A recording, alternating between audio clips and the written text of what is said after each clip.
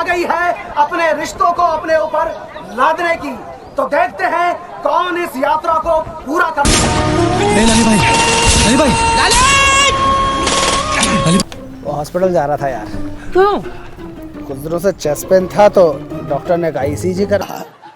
ये तो प्राइड की बात है, गर्व की। आपको पता भी है गुड़ी का मतलब? क्यों नहीं पता? जिसमें बहुत सारे गुण हो, लॉट ऑफ क्वालिटी। जरा सोचा, क्या हम संक्रांति या पंचमी में बैंड बाजा बजा सकते? नमस्कार दगड़ियों, आज उत्तराखंड की नौनी के स्टूडियो में है। इन्हें आप कलाकार कहें, थिएटर आर्टिस्ट, कलाकार कहें, पत्रकार कहें। ये उत्तराखंडी सिनेमा से लेके बॉलीवुड का सिनेमा हो या फिर वेब सीरीज हो या फिर अपना आंचलिक सिनेमा हो, सभी में लंबे समय से काम करते आ रहे हैं और इस समय उत्तराखंड में अपना बहुत अच्छा नाम बना चुके हैं। तो ऐसी एक शख्सियत, ऐसा एक नाम अभिषेक मेंदोला, जो कि आज उत्तराखंड की नौनी के ऑफिस में है, स्टूडियो में है। सबसे पहले तो उत्तराखंड की नौनी प्लेटफॉर्म पे अभिषेक जी आपका बहुत बहुत स्वागत है। धन्यवाद। और अभिषेक और मेरे उसमें एक खास बात यह है कि अभिषेक और मैं साथ में पढ़े भी हैं, कलीग भी रहे हैं हम, तो मैं पूछ सकती हूँ कुछ भी इजीली अभिषेक के साथ। बहुत अच्छा अभिषेक, सबसे पहले हम बात करते हैं यहाँ के आंचलिक सिनेमा को लेके, फिल्म को लेके, कि क्या कुछ है उसका भविष्य। लंबे समय से आप उसमें काम कर रहे हो, पर अभी भी हम देखते हैं कि उसको वो मान सम्मान, वो रिस्पेक्ट नहीं मिली है शायद जो मिलनी चाहिए।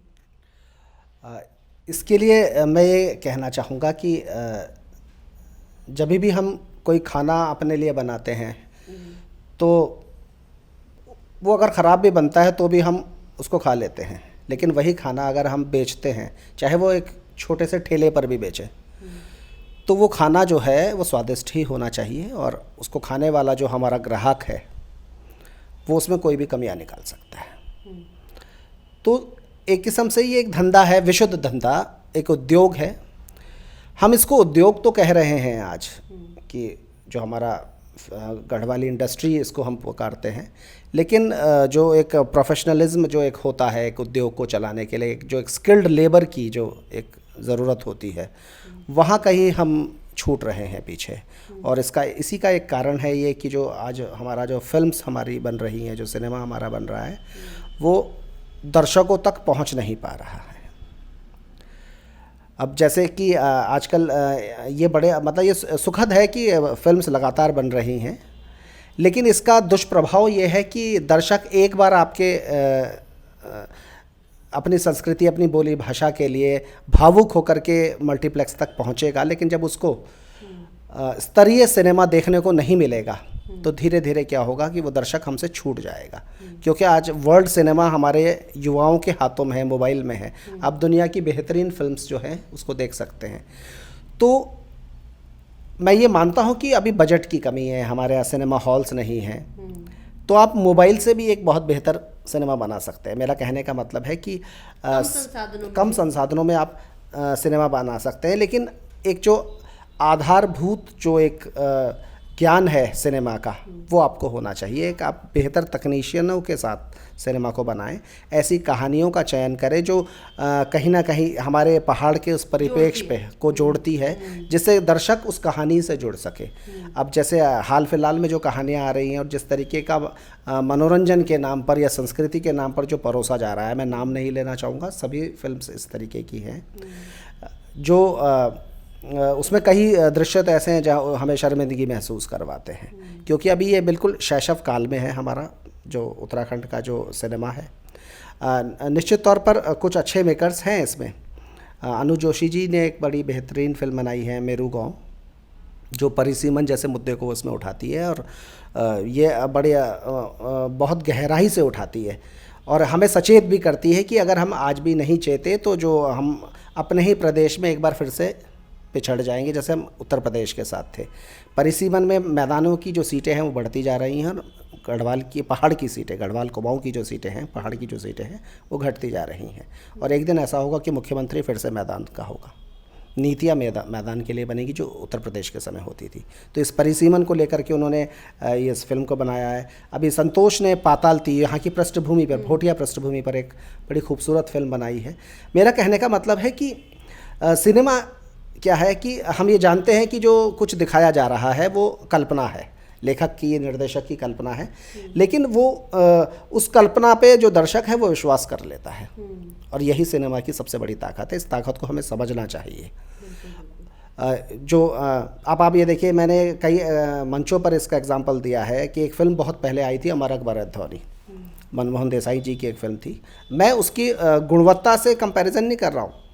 उसमें एक दृश्य है कि माँ जो है 3 लड़कों की वो अस्पताल में भर्ती है, और तीनों लड़के अलग अलग बेड पर लेटे हुए अपनी माँ को एक साथ खून दे रहे हैं।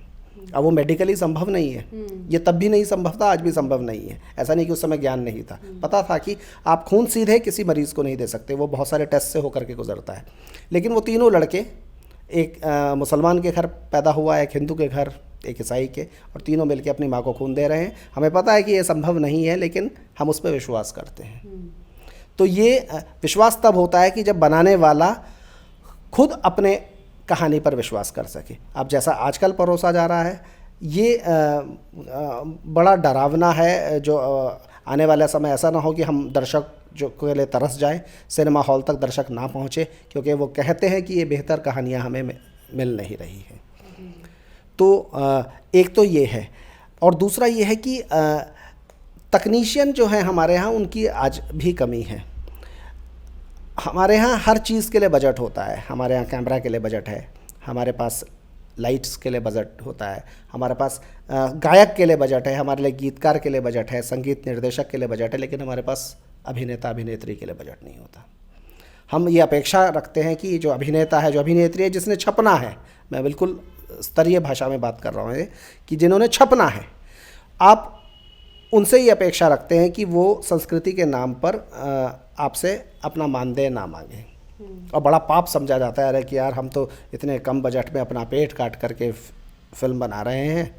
तो आप पेट काट करके फिल्म मत बनाएं, आप अपने बजट में फिल्म बनाएं।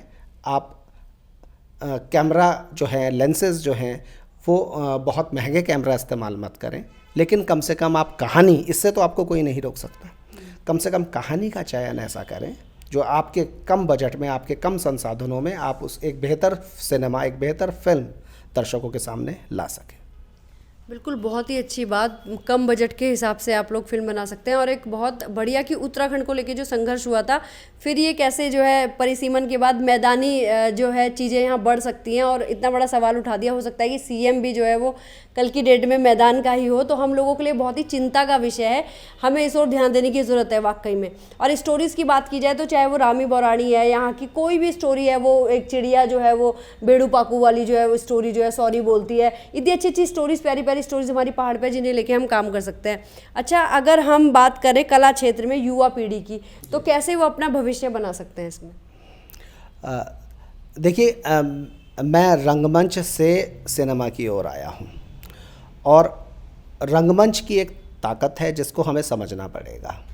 हम अक्सर आलोचना तो कर देते हैं रंगमंच की, लेकिन रंगमंच जो है कहीं ना कहीं शुरुआत है अभिनय को, और अभिनय में आपको और मजबूती देने की, पारंगत करने की आपको।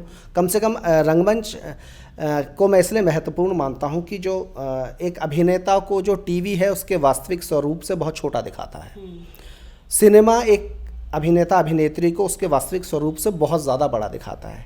वास्तविक स्वरूप में एक अभिनेता को दिखाने की जो क्षमता है वो सिर्फ रंगमंच में है। आप जैसे हैं वैसे ही दर्शक को दिखते हैं। तो जब तक ये इसकी ताकत है तो रंगमंच थक सकता है, बीमार पड़ सकता है, मर नहीं सकता। तो मैं ये नहीं कहता कि सभी रंगकर्मी आप बने, लेकिन रंगमंच की गतिविधियों से अगर आप जुड़ते हैं तो आप थोड़े संवेदनशील होंगे अभिनय को लेकर के, उसकी बारीकियों को लेकर के।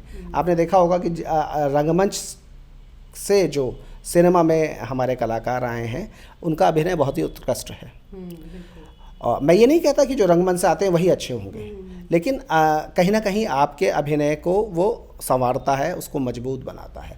तो ये एक मेरा निवेदन भी है, और मैं एक ये आपको सुझाव भी देना चाहूँगा कि रंगमंचीय गतिविधियों से अगर कलाकार जुड़ते हैं तो फ़ायदा होगा। दूसरी चीज़ ये है कि हमें हमारे प्रदेश में सिर्फ पलायन नहीं है, हमारे प्रदेश में सिर्फ खुदेड़ गीत नहीं है, दुख नहीं है। आप ये देखें कि हमारे प्रदेश से किन किन पदों पर आज लोग पहुँचे हैं। उत्तराखंड का एक दर्शक विदेश में भी बैठा है। उत्तराखंड का दर्शक आज एनसीआर में बैठा है, उत्तराखंड का दर्शक मुंबई में बैठा है, हैदराबाद में बैठा है, बेंगलोर में बैठा है। और इसका एक बिल्कुल अगर इस बात को अगर पुख्ता तरीके से कहा जाए तो आप ये देखिए कि मेरुगांव हैदराबाद में भी चली, मेरुगांव बहुत अच्छे तरीके से अंबाला में चली, चंडीगढ़ में चली, मेरुगांव लखनऊ में चली, बॉम्बे में चली, दिल्ली के तो 4-5 सिनेमा हॉल्स में चली। इसका कारण क्या है कि हमारे दर्शक हैं वहाँ। अब जो हमारा दर्शक मल्टीप्लेक्सेस में वर्ल्ड सिनेमा देख रहा है, अब हमारा दर्शक जो बड़े बड़े पदों पर बैठा है, उसके लिए पहाड़ देखना सुखद ज़रूर है, लेकिन वो उन कहानियों को भी देखना चाहेगा जिस परिस्थितियों से होकर वो आज वहाँ पहुँचा है। तो कहानियाँ हमें सिर्फ पहाड़ तक सीमित नहीं रखनी है। पहाड़ में शराब की भटियाँ ही नहीं है, पहाड़ में और भी बहुत सुंदरता भी है और भी बहुत सारी चीज़ें हैं, उपलब्धियाँ भी हैं, उपलब्धियाँ भी हैं। बछेंद्री पाल भी है हमारे ही प्रदेश से। हमारे प्रदेश से अभी मेरा वो मामा जी का बेटा है विंग कमांडर विक्रांत उनियाल, वो भी है जिसने पहाड़ की चोटी माउंट एवरेस्ट पर चढ़ करके जनगण मन गाया बिना ऑक्सीजन मास्क के। ये उपलब्धियाँ भी हैं हमारे पास। हमारे पास बहुत सारे वॉर हीरोज़ हैं। हमारे पास सिर्फ तीलू रौतेली नहीं है, हमारे पास सिर्फ माधो सिंह भंडारी नहीं है। हमारे पास आज भी बहुत सारे ऐसे हीरोज़ हैं, ऐसे नायक हैं, ऐसी नायिकाएँ हैं जिनके जीवन पर आप सिनेमा बना सकते हैं। बिल्कुल। अब हम आते हैं उत्तराखंडी सिनेमा को लेके। आजकल आपका एक आर्टिकल बड़ा चर्चित हो रखा है, उस पर काफ़ी तीखी प्रतिक्रियाएं भी आ रही हैं। क्या कुछ कहेंगे आप, क्या कुछ है वो? हाँ, वो मैं गालियाँ भी खा रहा हूँ।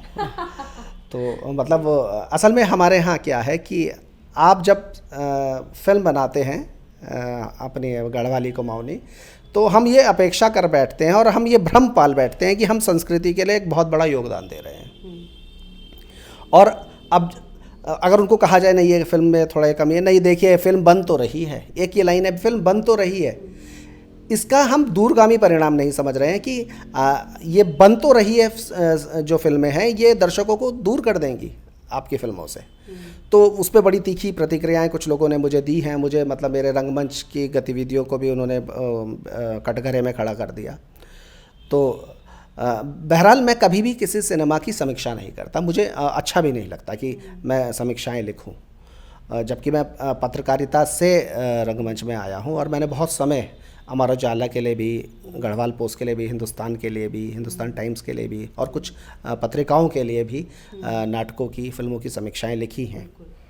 अब मैं फेसबुक पे और इस पे तो कभी कभी हिंदी वेब सीरीज़ की या इंग्लिश फिल्म्स की समीक्षाएं लिखता हूं, लेकिन मैं अब आंचलिक सिनेमा की समीक्षा इसलिए नहीं लिखता कि कहीं मैं कुछ ऐसा तीखा ना लिख दूं कि वैसे ही हमारे पास दर्शक कम हैं और मेरी समीक्षाएं पढ़ के हम दर्शकों को और सिनेमा हॉल में आने से रोक दें।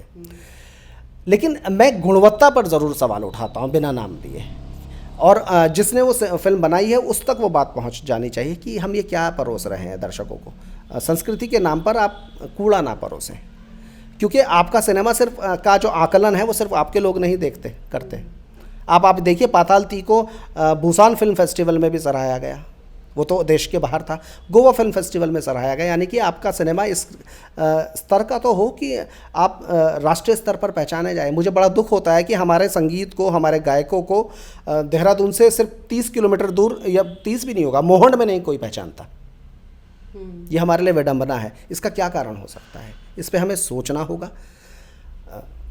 आसाम हमारी तरह एक पहाड़ी प्रदेश है, वहाँ के एक लोक गायक हुए हैं भूपेन हजारिका, जो विश्व स्तर पर पहचान रखते हैं। उसका क्या कारण है? क्या उनका गीत हमसे बेहतर है? क्या उनका संगीत हमसे ज़्यादा बेहतर है? या उनको ज़्यादा सुविधाएं हैं आसाम को? उत्तराखंड में जो संपदाएं हैं प्राकृतिक, वो मेरे ख्याल से आसाम से ज़्यादा हैं। उत्तराखंड के पास जो तीर्थ स्थल हैं वो मेरे ख्याल देश में किसी और प्रदेश के पास नहीं है। हमारे पास पर्यटन है। आज हब बन रहा है ये फिल्म शूटिंग्स का। हिंदी सिनेमा जो है बाहें पसारे उत्तराखंड का स्वागत कर रहा है। पहले हम स्वागत करते थे, आज वो हम उत्तराखंड तक पहुंचने की कोशिश कर रहे हैं। इतना सब कुछ जब हमारे प्रांत के पास है तो क्यों आज हमारा संगीत, हमारा सिनेमा, हमारे गायक, हमारे लोक गायक, हमारे कलाकार को हिंदी भाषी क्षेत्र में पहचान नहीं है? मैं सिर्फ मोहन तो चलो उत्तर प्रदेश में है, मैं उधम सिंह नगर की बात कर रहा हूँ। उधम सिंह नगर में हमारे प्रदेश के गायकों को नहीं पहचानते हैं। तो ये हमारे लिए कहीं ना कहीं मैं शर्म तो खराब शब्द हो जाएगा, पर हमें कहीं ना कहीं चिंता का विषय ज़रूर है कि अगर हमें हमारे ही प्रदेश में नहीं पहचान है तो इसको हमें बड़े गहराई से, बड़े अच्छे से सोचना होगा कि हमारे जो ये सिनेमा है इसको हम कुछ ऐसा स्वरूप दें, कुछ इतनी मेहनत करें कहानियों पर, अभिनय पर। एक और विडंबना है बड़ी भारी, हम बड़े रिजिड हैं और वो रिजिड होना बड़ा ख़राब होता है, दर्शक के रूप में भी, कलाकार के रूप में भी। लता मंगेशकर जी भी हमारा कोई गीत गाती हैं पहाड़ का, तो ये हमारे लिए गर्व की बात है कि स्वर कोकिला भारत रत्न लता मंगेशकर ने गढ़वाली के लिए कुछ गाया, या किसी और। हम क्या करते हैं, उनके उच्चारण में भी दोष निकालते हैं, अरे नहीं उन्होंने इस शब्द का उच्चारण कुछ इस तरीके से कर दिया। इसका क्या कारण है कि आप पहले ऐसा सिनेमा बनाएं, ऐसे कलाकार लें। एक बड़ी विडंबना है कि जो बहुत अच्छे कलाकार हैं वो बहुत अच्छी गढ़वाली नहीं बोलते, और जो बहुत अच्छी गढ़वाली बोलते हैं, मैं मतलब ऐसा नहीं कह रहा हूँ मैं सब ऐसा है, मैं अधिकतर की बात कर रहा हूँ, वो बहुत अच्छी एक्टिंग नहीं करते। अब वो बहुत अच्छे एक्टर्स जब नहीं होते तो वो उसका असर आपके फिल्म में दिखता है। उसका कारण क्या, हमारे रिजिडनेस। नहीं, इसने गढ़वाली बहुत प्योर नहीं बोली है, इसने गढ़वाली का उच्चारण हम यहीं फंसे रह गए हैं, इस वजह से हम बहुत आगे नहीं बढ़ सके। आज साउथ का सिनेमा इतना आगे क्यों है? वो हिंदी भाषी कलाकारों को लेते हैं, उनसे क्या वो बहुत सही उच्चारण कर रहे होते हैं दक्षिण भारत की भाषाओं का? उसमें कहीं ना कहीं कमी होती होगी, लेकिन वो उसको स्वीकार करते हैं, वो रिजिड नहीं है हमारी तरह। हम पहाड़ से सरल तो हैं पर पहाड़ से कठोर भी हो गए हैं, तो इस कठोरता को, इस रिजिडनेस को कम करना होगा, क्योंकि अभिनय जो है जर्नी ऑफ ट्रांसफॉर्मेशन है। आप एक जो होते हैं उससे उस चरित्र तक की जो यात्रा है वही अभिनय है। और अगर आप रिजिड होंगे अपनी भाषा को लेकर के, अपनी संस्कृति को लेकर के, तो आप इतनी विशाल भारत की जो संस्कृति है उसका एक हिस्सा नहीं बन पाएंगे, हमेशा अलग थलग पड़ जाएंगे। बिल्कुल बिल्कुल बिल्कुल। अच्छा अभिषेक, आपने दम लगा के हईशा की बॉलीवुड की फिल्म, और आपने यहाँ गढ़वाली मोहल्ला किया जिसमें हमने साथ में काम किया, आप गुणी बने थे और मैं देहरादून वाली देविका बनी थी, काफ़ी हमारा वो वायरल भी हुआ है वो शूट। तो उसके अलावा आपने और भी बॉलीवुड की काफ़ी फिल्में की हैं, एग्जैक्टली मुझे याद नहीं आ रही है। अपने कुछ प्रोजेक्ट पिछले और आपके अपकमिंग जो प्रोजेक्ट है प्लीज़ उनके बारे में थोड़ा बता दीजिए। हाँ, मैंने जो पहली, मैं ऐसा नहीं कि मैं जैसे लोग कहते हैं नहीं मैं तो सिनेमा नहीं करना चाहता था, मैं तो ये, हाँ मैं ये ज़रूर है कि मैं होम सिकनेस है मुझे, मैं मुंबई में रह नहीं सकता, लेकिन मेरी बहुत इच्छा है कि मैं राष्ट्रीय स्तर पर पहचान बनाऊं, मुझे राष्ट्रीय स्तर पर पहचाना जाए।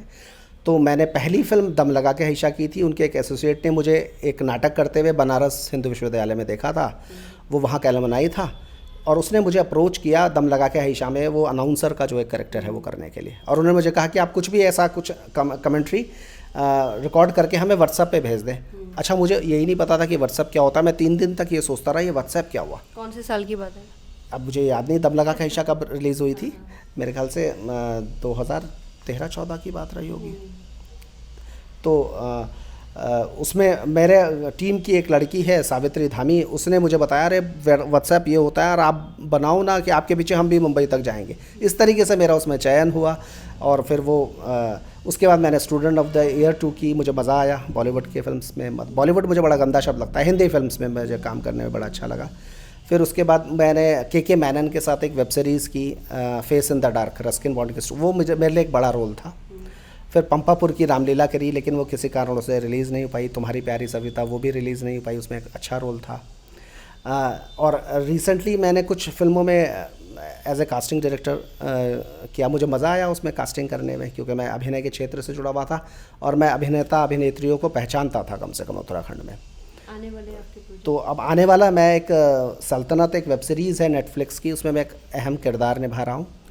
तो अलाउद्दीन खिलजी के समय का ये पूरा ड्रामा है, और उसमें मैं एक बाज़ार का एक व्यापारी बना हूँ। तो जिस तरीके से अलाउद्दीन की जो नीतियाँ थी उसका क्या प्रभाव समाज पे पड़ा, आर्थिक प्रभाव क्या पड़े, राजनीतिक प्रभाव क्या पड़े, मैं ऐसा चरित्र हूँ कि मेरे संवादों के माध्यम से वो बताया जाएगा कि क्या क्या फ़र्क हो रहा है, हमारा समाज का कैसे विघटन हो रहा है, क्या परेशानियाँ हो रही हैं।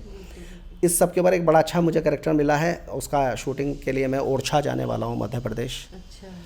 अच्छा, आपने थिएटर किया, मतलब शुरुआत करी थिएटर से, एक पत्रकार थे आप, कलाकार की ओर बढ़े, तो थिएटर से आपने शुरुआत करी, नुक्कड़ नाटक करे आपने।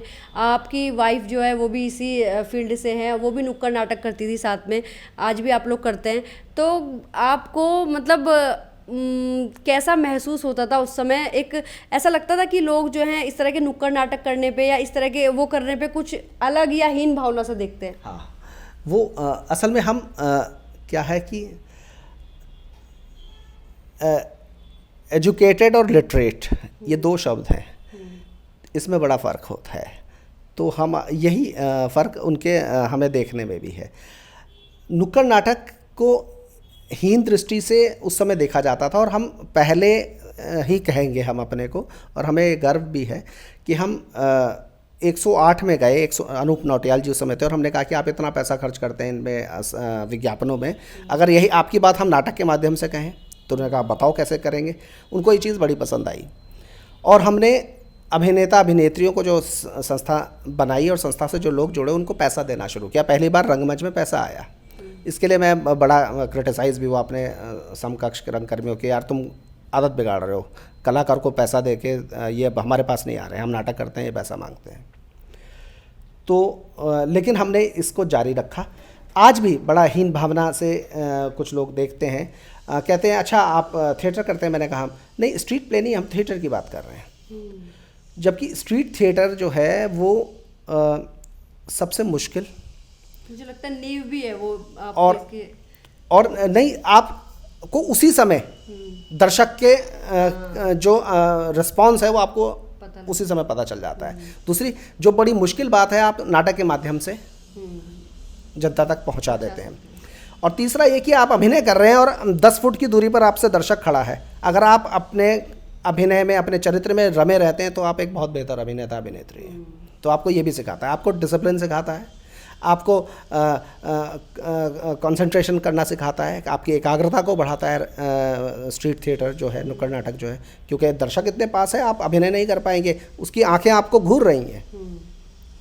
आपको कई बार भद्दे जो है कमेंट्स भी सुनने को मिलते हैं नाटक करते हुए, लेकिन आप फिर भी अपने अभिनय अपने चरित्र में रहते हैं। तो ये मुश्किल भी है। हमने मंचीय प्रस्तुतियाँ भी बहुत सारी की हैं, और मंचीय प्रस्तुतियाँ हम हमेशा ज़्यादा नहीं कर पाएंगे, क्योंकि उसमें आपको सब कुछ अपनी जेब से लगाना होता है। यहाँ पे अभी टिकट कल्चर नहीं है। तो हम नुक्कड़ नाटक से पैसा कमाते हैं और मंच की प्रस्तुतियों से अपना शौक़ पूरा करते हैं। क्या बात है। अच्छा, रंगमंच मतलब नुक्कड़ नाटक की बात करें तो आपकी अभी मैं बोल रही थी कि कुसुम जो आपकी वाइफ वो भी सेम फील्ड से है। आप लोगों को कहीं ना कहीं इससे सहूलियत होती है कि सेम फील्ड में शादी कर ली तो कुछ लगता है कि हाँ ये हमें समझ रहे हैं, और या फिर बाहर के लोग ऐसा देखते हैं कि यार ये तो नुक्कड़ नाटक कर रहे हैं, नहीं यार छोड़ो यार, हम कोई अच्छी जगह रिश्ता करेंगे, ऐसी कोई सोच? दोनों ही पक्ष हैं। जब पति पत्नी अगर एक ही व्यवसाय में हैं तो उसके दोनों दो फायदे हैं, 2 नुकसान हैं, फिर 3 फायदे हैं, 3 नुकसान हैं। तो दोनों ही पक्ष इसमें देखते हैं। एक जो इसकी खूबी ये है कि दोनों को इस व्यवसाय की सीमाएं पता हैं कि इसमें क्या कितना स्ट्रगल है। तो बीवी कभी भी ये जिद नहीं कर सकती तुमने मुझे ये नहीं दिलाया। उसको पता है कि कमाया ही इतनी है, क्योंकि वो खुद भी कमा रही है उसी फील्ड से। और नुकसान ये है कि एक फिल्म आई थी अभिमान, तो देखिए ईगो तो टकराते हैं। बिल्कुल। मैं निर्देशक था, मेरी पत्नी उस समय मेरे निर्देशन में काम कर रही थी। तब मैं डांटता था, मैं एक निर्देशक था। आज मैं डांटता हूँ तो उसको कहीं बुरा लग जाता है, वो कहती है मुझे अकेले में डांटो, सबके आगे नहीं। तो ये भी है। तो कहीं ना कहीं आपकी जो ईगोज़ हैं वो क्लैश करती हैं अभिनय को लेकर के। अब वो ज़्यादा, क्योंकि अब वो वाइफ है, पत्नी है, तो वो अपने जो सुझाव है वो आदेश की तरह भी दे देती है, जो मुझे कई बार स्वीकार नहीं होता है। तो ये नुकसान भी है। बहुत ही अच्छी बात बताई और अभिमान का एग्जाम्पल दे दिया आपने, तो बस सबको जो है वो सब समझ ही गए होंगे। अच्छा, उत्तराखंड की नौनी हमारा जो प्लेटफॉर्म है, आप यहाँ आए हैं, उसके माध्यम से आप क्या कुछ मैसेज देंगे खास करके हमारी महिलाओं नौनियों के लिए? हाँ, मुझे सबसे पहले तो मैं ये बधाई दूंगा। मुझे ये सोच के बड़ा अच्छा लगता है कि मेरे साथ जिस लड़की ने पढ़ाई की, फिर पत्रकारिता शुरू की, फिर अपना एक नाम बनाया और आज वो एक सेलिब्रिटी बन चुकी है इस प्रदेश की। तो मैं यही उत्तराखंड की महिलाओं को, नौनियों को, भुली जो हैं हमारी, उन सबको ये कहना चाहूँगा कि अगर आप मेहनत करते हैं तो आप इस स्तर तक पहुँचते हैं। और सपने देखें और जागती आंखों से देखें, जिससे कि वो आप पूरे करें, मेहनत करें। और दुनिया की आधी आबादी क्या सोचती है, क्या महसूस करती है, उसके लिए आप एक उदाहरण बने। जैसे कि नलिनी है, ये उसी आधी आबादी से निकल कर के आई है और आज जो है इस जो कहीं ना कहीं पितृसत्तात्मक समाज जो है हमारा, पैट्रियटिक सोसाइटी है, जहाँ पे पुरुष प्रधान जो समाज में हम जी रहे हैं, उसके बीच में अगर एक लड़की अपने लिए तालियां बजवाती है उन पुरुषों से, तो इससे बड़ी उपलब्धि कुछ नहीं हो सकती। बहुत ही अच्छा संदेश। बिल्कुल, सपने देखिए जागती आंखों से। लगता है इसीलिए मुझे रात को नींद कम आती है, सपने देखने होते हैं जागती आंखों से।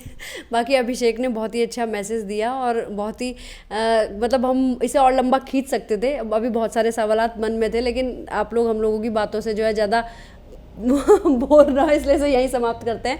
तो अभिषेक, उत्तराखंड की नौनी से जुड़ने के लिए, हमारे ऑफिस आने के लिए आपका बहुत बहुत धन्यवाद।